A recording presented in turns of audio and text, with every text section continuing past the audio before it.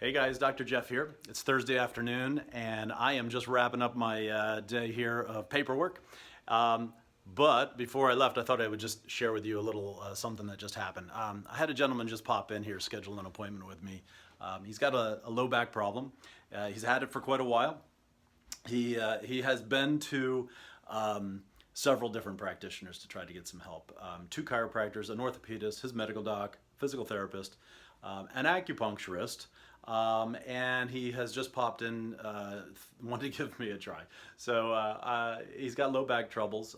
He's a carpenter by trade, and we set up for tomorrow. But here's the thing.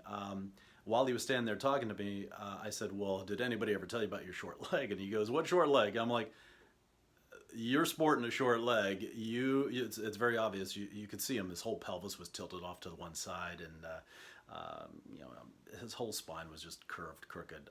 It had to be compensated for that short leg. Nobody ever told him about it. It was one of the first things I saw, very, very plain as day. And I can only imagine that as soon as we start to get him in balance, he'll start to feel better. And I tried to explain to him. I said, look, if you were going to put an addition onto somebody's house, one of the biggest things that you are going to need to do is make sure that that foundation is balanced, right? And he understands, he agrees. And so one of the reasons why the feet are something that I always want to look at is because they are the foundation for us.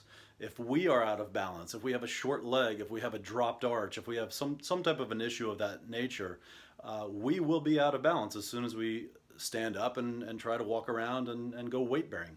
So anyway, as a chiropractor, that's one of the most important things that I need to look at. What is going on with your structure? What's your weight balance? Are you off? Do you have a foot that has a high arch or one that has a low arch? And if that's the case, let's say you have a dropped arch of a foot, you're likely going to have more weight placed on that foot versus the other because you're having to lean into that side for finding balance. So you might also see some other things too. You might see problems with your ankle or your knee or your hip. So the problems can be ever mounting. One of the things I wanted to share with you here, I'm gonna just try to turn my camera around. I don't know where my button went. All right, hang on, I'm gonna fix this. Okay, here we go. I wanted to show you some examples of models of feet. This one here is what we might consider a perfectly normal foot, a perfectly normal arch, and you can see we've got a reasonable, moderate space underneath here. We need to have this for the foot to work properly, but in a lot of cases I'll see people come in with a very high arch. They call this a cavus foot. This particular type of a person, number one, they'd probably find it very difficult to fit into shoes because the top part of the foot would rub on a lot of shoes and be very uncomfortable after a period of time.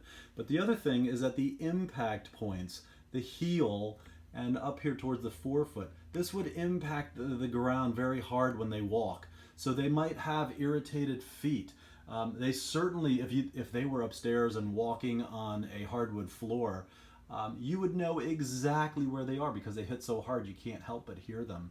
And then this is an example of a foot that might be best described as a dropped arch.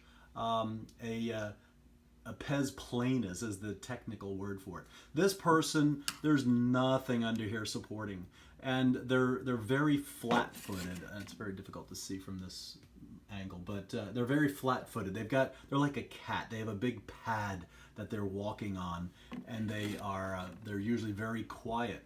Although they're likely to experience some problems because of the way the ankle would bow inward and also up higher, how it would affect the knee. So these would be some pretty obvious problems that somebody might experience.